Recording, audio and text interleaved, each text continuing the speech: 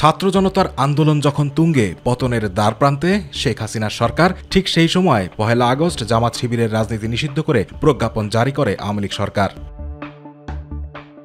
স্বরাষ্ট্র মন্ত্রণালয়ের জননিরাপত্তা বিভাগ থেকে জারি করা প্রজ্ঞাপনে জামায়াতকে নিষিদ্ধ করা হয়। এছাড়া বাংলাদেশ ইসলামী ছাত্র শিবির সহ জামায়াতের সকল অঙ্গ সংগঠনকে নিষিদ্ধ সত্তা হিসেবে তালিকাভুক্ত করার কথাও জানানো হয়।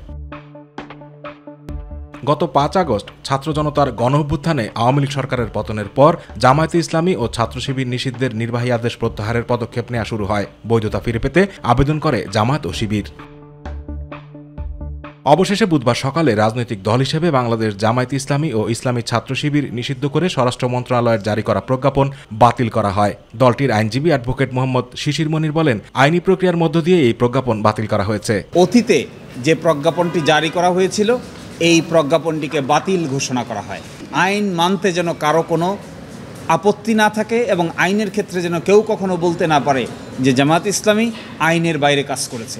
এই জন্য প্রতিটা পদক্ষেপ সূক্ষ্মভাবে সম্পন্ন করতে গিয়ে কিছুটা সময় লেগেছে।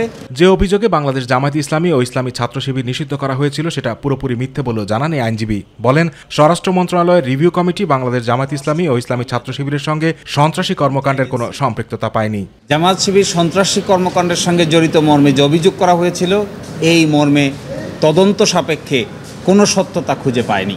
আতিকুর রহমান তিতাস, মাই টিভি। মিনিস্ট্রি অফ হোম থেকে সিনিয়র সেক্রেটারি নেতৃত্বে